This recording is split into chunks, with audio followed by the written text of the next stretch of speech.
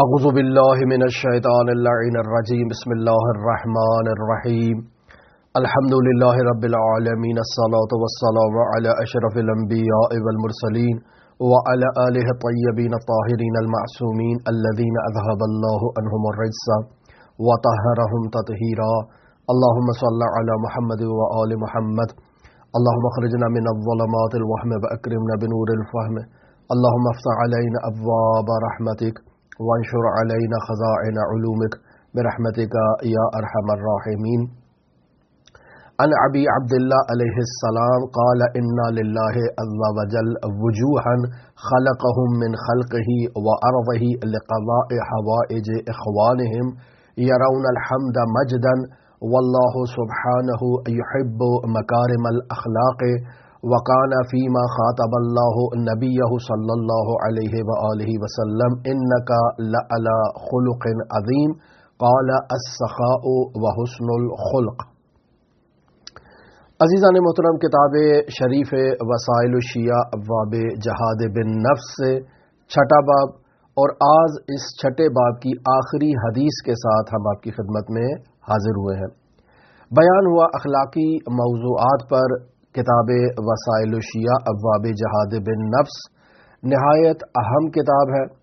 اس کتاب میں روایات جہاد بالنفس کو مرحوم شیخ حر عاملی نے ابواب کی صورت میں جمع کیا ہے، لہٰذا اخلاقی میدان میں اگر کوئی شخص تہذیب نفس کرنا چاہتا ہے تو اس کتاب کی روزانہ تلاوت کرے. جیسے مرحوم آیت اللہ بہجت فرماتے تھے کہ ہر روز ایک حدیث کی قراءت کی جائے اور اس حدیث پر عمل کرنے کی کوشش کی جائے.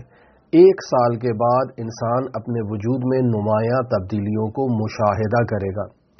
لہٰذا اس کتاب کا ہم نے آغاز کیا اور آج 121 نمبر درس کے ساتھ آپ کی خدمت میں حاضر ہوئے ہیں، اور اس چھٹے باب کی آج آخری حدیث ہے، یعنی کل سے ہم 7ویں باب میں داخل ہو جائیں گے. لہٰذا اس آخری حدیث کو آپ کی خدمت میں بیان کرتے ہیں. یہ حدیث حضرت امام جعفر صادق علیہ آلاف و تحیت و ثنا سے ہے. عن ابی عبداللہ علیہ السلام، یعنی حضرت امام جعفر صادق علیہ السلام ارشاد فرماتے ہیں. کیا فرما رہے ہیں؟ انا للہ عز وجل وجوہا، اللہ تبارک و تعالیٰ کے پاس کچھ ایسے چہرے ہیں، خلقہم، کہ اللہ تبارک و تعالیٰ نے ان چہروں کو خلق کیا ہے، من خلق ہی و ارض ہی، یعنی اللہ نے ان چہروں کو اپنی مخلوقات میں خلق کیا ہے اور اپنی ارض سے خلق کیا ہے، یعنی مٹی سے خلق کیا ہے. عزیزان محترم، یہاں وجہ اللہ کی بحث کو نہایتی تفصیل کے ساتھ ہم آپ کی خدمت میں بیان کر سکتے ہیں، لیکن یہ اس کی جگہ نہیں ہے، یہ اس کا مقام نہیں ہے کہ ہم یہاں وجہ اللہ کے موضوع پر تفصیلی گفتگو کریں.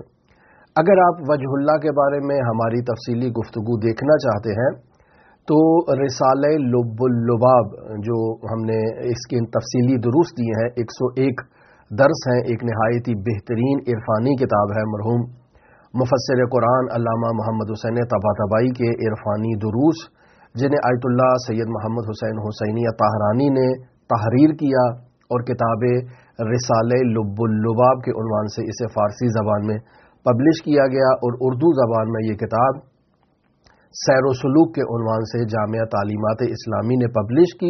اس کے 3 حصے ہیں. پہلا حصہ شہید مطہری کی عرفان اسلامی کا تعارف ہے، دوسرے حصے میں امام خمینی کی جانب سے عرفانی موضوعات پر گفتگو کی گئی ہے، اور تیسرا حصہ جو علامہ طباطبائی سے متعلق ہے وہ یہی رسالہ لب اللباب ہے. ہم نے اس کتاب پر تفصیلی دروس دیے، 101 درس ہیں، اور ان 101 درس میں سے اگر آپ 22 نمبر درس کو دقت سے مشاہدہ کریں اور اس 22 نمبر درس سے پہلے 2-3 درس بھی اگر توجہ فرمائیں تو یہ اسی موضوع سے متعلق ہے، وجہ سے متعلق.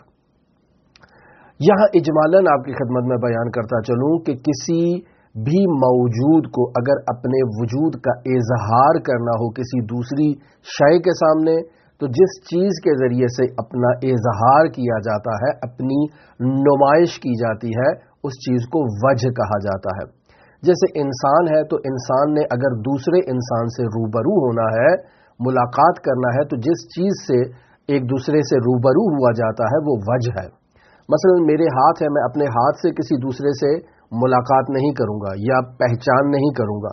یہ میرا ہاتھ ہے، اس کا بھی ہاتھ ہوگا، ہمارے ہاتھ آپس میں مل سکتے ہیں، مصافحہ کر سکتے ہیں، لیکن تعارف نہیں ہوگا کہ یہ ہاتھ کس کا ہاتھ ہے، مگر یہ کہ چہرے کے ذریعے سے ہاتھ کا تعارف ہو جائے. اسی طرح سے آپ مثلا بلڈنگ لے لیں، ساختمان، بلڈنگ، تو بلڈنگ کا جو فرنٹ حصہ ہے وہ اس بلڈنگ کا نما کہلاتا ہے فارسی زبان میں.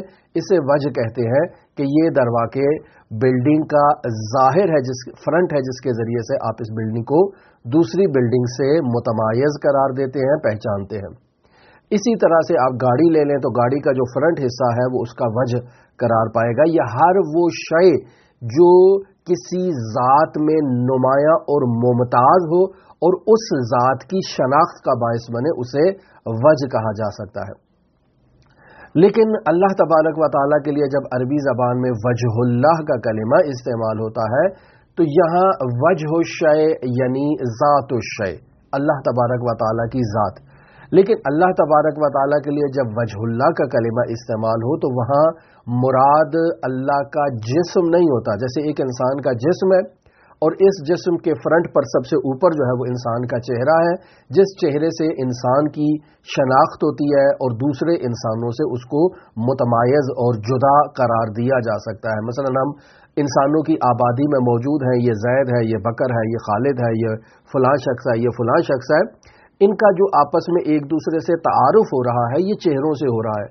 اگر ان کے چہروں کو ہٹا دیا جائے یا نقاب لگا دیا جائے، ان کے چہروں کو مکمل چھپا دیا جائے، ان کے چہروں کو فقط ان کا باقی دھڑ ہمارے سامنے ہو اور سب کو ایک ہی جیسا لباس پہنا دیا جائے، تو ہم انہیں نہیں پہچان سکتے کہ ان میں سے جو ہے وہ زید کون سا ہے، خالد کون سا ہے، فلاں شخص کون سا ہے، فلاں شخص کون سا ہے.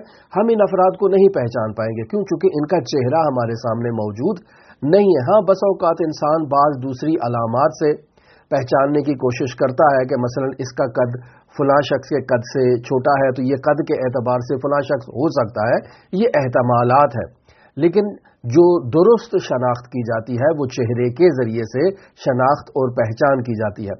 لہذا روایت میں جب وجہ اللہ کا کلمہ استعمال کیا جاتا ہے تو وہاں ذات خدا بھی استعمال ہوتا ہے، وہاں اللہ تبارک و تعالیٰ کی رضایت اور اللہ تبارک و تعالیٰ کا غضب بھی مراد لیا جاتا ہے. رضایت کی صورت میں اللہ تبارک و تعالیٰ کی رحمت جو ہے وہ اس کی طرف اشارہ ہوگا، اور اگر غضب ہو تو اللہ تبارک و تعالیٰ کے قہر الہی کی طرف اشارہ ہوگا.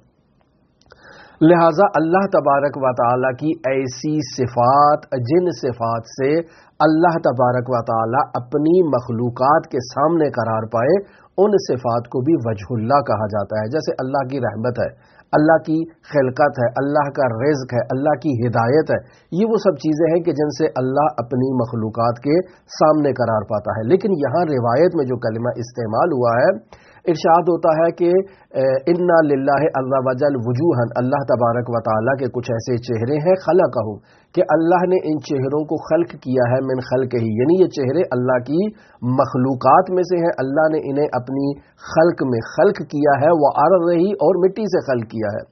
اور ان کو خلق کرنے کا اللہ تبارک و تعالیٰ کا مقصد کیا ہے؟ لِقَضَاءِ حَوَائِجِ إِخْوَانِهِمْ، تاکہ یہ اپنے بھائیوں کی حاجات کو اور ضروریات کو پورا کر سکے. یعنی اللہ تبارک و تعالیٰ نے انہیں اپنے بھائیوں کی ضروریات کو پورا کرنے کے لیے اللہ تبارک و تعالیٰ نے انہیں خلق کیا ہے. پس یہاں اللہ تبارک و تعالیٰ کی وہ ہستیاں بھی مراد لی جا سکتی ہیں جو انسان کامل ہیں، وہ ہستیاں بھی مراد لی جا سکتی ہیں جو اللہ تبارک و تعالیٰ کی رحمت کے مظہر قرار پائیں، اللہ تبارک و تعالیٰ کی ہدایت کے مظہر قرار پائیں، اللہ تبارک و تعالیٰ کی جود و سخا و بخشش کے مظہر قرار پائیں. وہ ہستیاں جو مکارم اخلاق میں مظہر ہیں، یہ ہستیاں بھی اللہ کا وجہ ہو سکتی ہیں، چونکہ اس عنوان وجہیت سے یہ اللہ کی مخلوقات کی ضروریات کو اور حوائج کو پورا کرتی ہیں. اب ان ہستیوں کی ایک اور خصوصیت بھی ہے، یرون الحمد مجدن، یہ ہستیاں اللہ کی حمد و ستائش کرنے کو اپنے لیے فخر و مباحات کا باعث قرار دیتی ہیں. اللہ کی حمد ان کے لیے باعث فخر ہے. پھر اللہ یہاں حدیث میں امام فرما رہے ہیں واللہ سبحانہ یحب مکارم الاخلاق، اللہ تبارک و تعالی مکارم اخلاق کو پسند کرتا ہے. لہذا وکانا فیما خاطب اللہ نبیہ، لہذا اللہ تبارک و تعالی نے اپنے حبیب اپنے نبی محمد مصطفیٰ صلی اللہ علیہ وآلہ وسلم کو سورہ قلم کی آیت نمبر 4 میں اس انداز میں مخاطب قرار دیا ہے کہ انک لعلی خلق عظیم، کہ بے شک آپ عظیم اخلاق کے مالک ہیں. لہذا رسول خدا خلق عظیم کے مالک ہیں. پھر ارشاد ہوتا ہے حدیث کے آخر میں قال السخاء وحسن الخلق، یعنی اللہ تبارک و تعالی جن مکارم اخلاق کو پسند کرتا ہے ان میں ایک سخا ہے اور ایک حسن خلق ہے. اگر سخا کی طرف دیکھا جائے تو عزیزان محترم اخلاقیات میں ایک بہت بڑی اخلاقی خصوصیت جود و سخا ہے. مثلا رسول خدا صلی اللہ علیہ وآلہ وسلم ارشاد فرماتے ہیں السخاء خلق اللہ الاعظم، یعنی اخلاقیات میں اللہ کے جو محاسن اخلاقی اللہ تبارک و تعالی نے جنہیں مکارم اخلاق میں قرار دیا ہے ان میں جود و سخا خلق اللہ الاعظم کا مصداق ہے، یعنی سب سے بڑی جو ہے یہ اخلاقی خصوصیت ہے. اور اس اخلاقی خصوصیت کے بغیر کوئی بھی شخص خود کو مؤمن نہیں قرار دے سکتا ہے. لہذا امام جعفر صادق علیہ الصلوۃ والسلام سے ایک روایت میں یوں بیان ہوا ہے کہ السخاء من اخلاق الانبیاء، سخا جو ہے وہ انبیاء کے مکارم اخلاق میں سے ایک اخلاقی خصوصیت ہے. وہو عماد الایمان، یعنی یہ سخا ایمان کا ستون ہے. پھر ارشاد فرماتے ہیں ولا تکون المؤمن الا سخیا، کہ مومن ہی نہیں ہوگا مگر یہ کہ وہ سخی ہوگا، یعنی سخاوت کے بغیر کوئی شخص مومن نہیں ہو سکتا. اب یہاں جو کلمہ حسن الخلق استعمال ہوا ہے اس کے دو معنی یہاں تصور کیے جا سکتے ہیں. ایک معنی عام ہے، یعنی تمام مکارم اخلاق جو ہے وہ اس حسن الخلق کے اندر آ جاتے ہیں. مثلا آپ دیکھیں عدالت ہے، شجاعت ہے، تواضع ہے، وفائے عہد ہے، ایثار ہے، فداکاری ہے، احسان ہے، نیکی ہے، خوشگفتاری ہے، یہ سب کے سب جو ہے وہ اس حسن الخلق کے اندر جو ہے وہ داخل ہو جاتے ہیں. پس حسن الخلق کا ایک عام معنی ہے جو تمام مکارم اخلاق کو جو ہے وہ شامل ہے، ایسے مکارم اخلاق جو انسان کی روح کو آرائش بخشتے ہیں، یعنی انسان کی روحانی تزیین و آرائش کا باعث بنتے ہیں، انسان کی روح میں صفا کا باعث بنتے ہیں، خلوص کا باعث بنتے ہیں، انسان کی روح میں مزید جو پاکیزگی ہے اس کا باعث بنتے ہیں، اور اسے جو ہے وہ اعلی مدارج پر انسان جو ہے وہ ان مکارم اخلاق سے پہنچ جائے. ایسی خصوصیات کو جو ہے وہ حسن خلق میں شامل کیا جائے گا بمعنی عام. لیکن حسن الخلق کا ایک خاص معنی ہے اور یہ خاص معنی ہے خوش رفتاری سے متعلق، یعنی انسان جب اپنی جو طرز عمل اپنا اظہار کرتا ہے وہ نیک ہوتا ہے. انسان جب کسی سے گفتگو کرتا ہے تو نیک گفتگو کرتا ہے، اچھی گفتگو کرتا ہے، خوش اخلاقی سے پیش آتا ہے. انسان جب کسی سے معاشرت کرتا ہے، کسی سے میل جول اختیار کرتا ہے تو وہ میل جول انسانی اقدار کے مطابق ہوتا ہے، شرافت مندانہ ہوتا ہے. یہ دوسرا معنی ہے حسن الخلق کا. پس یہاں دو خصوصیات مکارم اخلاق میں اس روایت کے اندر بیان ہوئی ہیں، ایک ہے السخا اور دوسری ہے حسن الخلق. یہ روایت عزیزان محترم مکمل ہو گئی. پس بیان ہوا کہ اس چھٹے باب میں ٹوٹل 9 روایات مرحوم شیخ حر عاملی نے بیان کی ہیں. ان 9 روایات کو بیان کرنے کے بعد مرحوم شیخ حر عاملی کہتے ہیں اقول وتقدم ما يدل على ذلك، یعنی ایک عبارت یہاں پہ ان کلمات سے مرحوم شیخ حر عاملی نے اقولوں کے ذریعے سے بیان کی ہے. مرحوم شیخ حر عاملی کہنا چاہ رہے ہیں کہ اس باب میں یہ 9 احادیث ہم نے مکارم اخلاق میں آپ کے سامنے بیان کیا، جبکہ اس سے پہلے ہم ایک باب یعنی تیسرا باب اور چوتھا باب جو بیان کر چکے ہیں، اس تیسرے اور چوتھے باب میں جو روایات ہم نے بیان کی ہیں وہ سب کی سب مکارم اخلاق کا حصہ ہے. یعنی ہم نے یہاں ان کو دوبارہ کاپی پیسٹ کرنے کی کوشش نہیں کی ہے تاکہ اس باب کو بہت ہی لمبا قرار دے دیا جائے، چونکہ جب مکارم اخلاق کی بات آئے گی تو ہر وہ حدیث جس میں کسی نہ کسی مکارم اخلاق کی خصوصیت کو بیان کیا جائے وہ یہاں در واقع یا تقطیع کی صورت میں بیان ہو سکتی ہے یا مکمل حدیث کو یہاں پر لایا جا سکتا ہے، لیکن یہاں ہم صرف 9 احادیث کو آپ کی خدمت میں بیان کر رہے ہیں۔ مزید اگر آپ احادیث دیکھنا چاہتے ہیں تو اسی کتاب کے یعنی ابواب جہاد بن نفس کے 3 باب اور 4 باب کا آپ مطالعہ کر لیں، وہ بھی احادیث سب کی سب جو ہے وہ مکارم اخلاق سے متعلق ہے۔ پھر اس کے علاوہ جو اسی کتاب کے 71واں باب آئے گا اس میں 9ویں حدیث اور 10ویں حدیث وہ بھی مکارم اخلاق سے متعلق ہے، وہ ہم آگے جا کر اسے بیان کریں گے۔ اور پھر اس کے علاوہ امر بالمعروف سے متعلق جو 14واں باب ہے اس 14ویں باب کی بھی حدیث نمبر 2 اور حدیث نمبر 9 جو ہے وہ مکارم اخلاق سے متعلق ہوگی، اسے باب امر بالمعروف میں ہم بیان کریں گے۔ بس یہ تمام احادیث امر بالمعروف کی ہیں، لیکن چونکہ ان کا ایک خاص موضوع سے تعلق ہے، ہم نے اس کتاب میں یعنی ابواب جہاد بن نفس میں موضوعات کو جو ہے وہ قرار دیا ہے اور موضوعات سے مناسبت رکھنے والی احادیث کو انہی موضوعات کے ذیل میں قرار دیا ہے۔ پس آپ یہ نہ سمجھے کہ یہی 9 احادیث صرف مکارم اخلاق سے متعلق ہے، نہیں، 14ویں باب میں بھی ہیں، 71ویں باب میں بھی ہیں، 3 میں اور 4 باب میں بھی مکارم اخلاق سے متعلق احادیث ہیں، اور بھی اس کے علاوہ بہت سی احادیث مکارم اخلاق سے متعلق بیان کی جا سکتی ہیں۔ مثلا آپ مرحوم طبرسی کی کتاب جو کتاب مکارم اخلاق ہے اس میں اگر احادیث کو دیکھیں تو وہ تمام احادیث جو ہے وہ مکارم اخلاق سے متعلق ہے، لہٰذا ہم نے یہاں چونکہ اس موضوع سے متعلق ایک مختصر سی احادیث کو پیش کرنا تھا، لہٰذا 9 احادیث آپ کی خدمت میں بیان کر دی گئی ہیں۔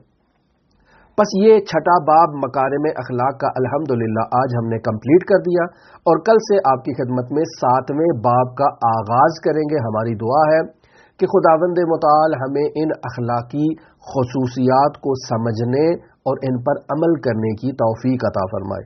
دعا گو ہے خداوند متعال ہمیں مکارم اخلاق میں بہترین اخلاق حسنہ سے آراستہ فرمائے۔ دعا گو ہے خداوند متعال صفات رذیلہ جو ہمارے وجود میں موجود ہے، خداوند متعال ان کا قلع قمع کرنے میں ہماری نصرت، ہماری مدد، ہماری تائید فرمائے۔